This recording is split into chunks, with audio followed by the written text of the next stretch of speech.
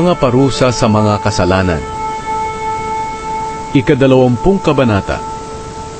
Inutusan ng Panginoon si Moises na sabihin ito sa mga taga-Israel, ang sinuman sa inyo at sa mga dayuhang naninirahang kasama ninyo na maghahandog ng kanyang anak sa Diyos-Diyosang si Molek ay dapat batuhin ng taong bayan hanggang sa mamatay.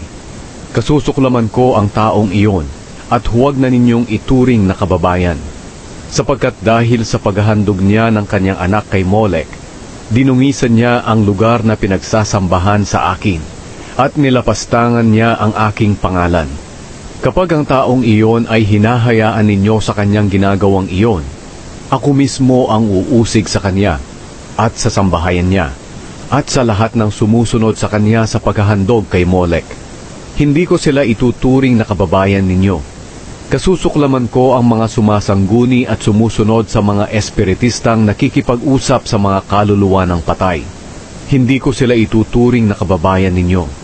Italaga ninyo ang inyong sarili para sa akin, at magpakabanal kayo, dahil ako ang Panginoon na inyong Diyos. Sundin ninyo ang aking mga tuntunin, dahil ako ang Panginoon na nagtalaga sa inyo, para maging bayan ko. Ang sinumang lumapastangan sa kanyang ama at ina ay kailangang patayin. Kung ang isang lalaki ay sumiping sa asawa ng iba, siya at ang babae ay dapat patayin. Kung ang isang lalaki ay sumiping sa asawa ng kanyang ama, nilalapastangan niya ang kanyang ama. Kaya siya at ang babae ay dapat patayin. Sila ang responsable sa sinapit nilang kamatayan.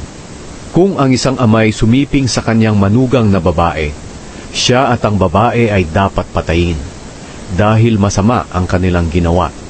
Sila ang responsable sa sinapit nilang kamatayan.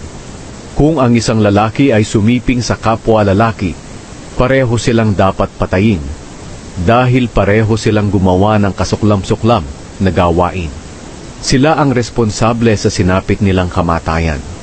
Kung ang isang lalaki ay sumiping sa mag-ina, silang tatlo ay dapat sunugin, dahil masama ang kanilang ginawa.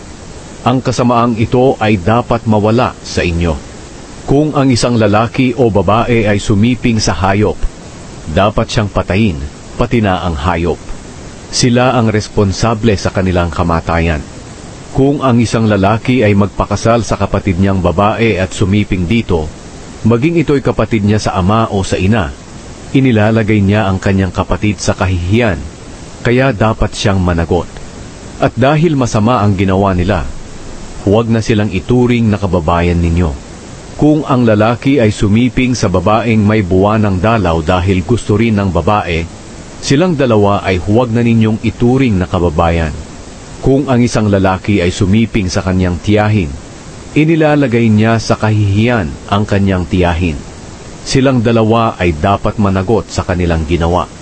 Kung ang isang lalaki ay sumiping sa asawa ng kanyang tiyuhin, inilalagay niya ang kanyang tiyuhin sa kahihiyan.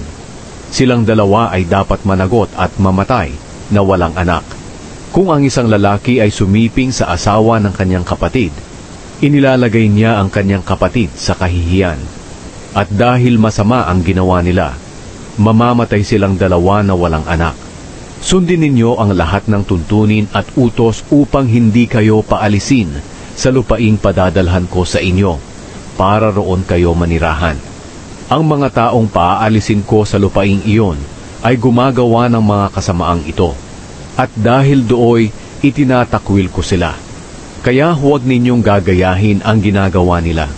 At ayon na rin sa aking sinabi sa inyo, magiging inyo ang kanilang lupain.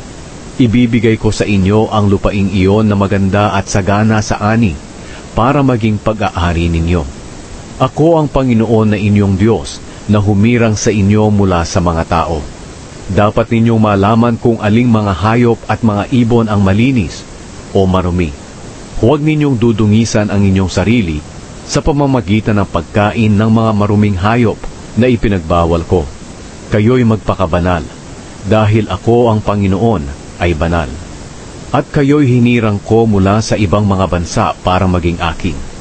Kung mayroong espiritista sa inyo na nakikipag-usap sa mga kaluluwa ng patay, kailangang batuhin ninyo siya hanggang sa mamatay.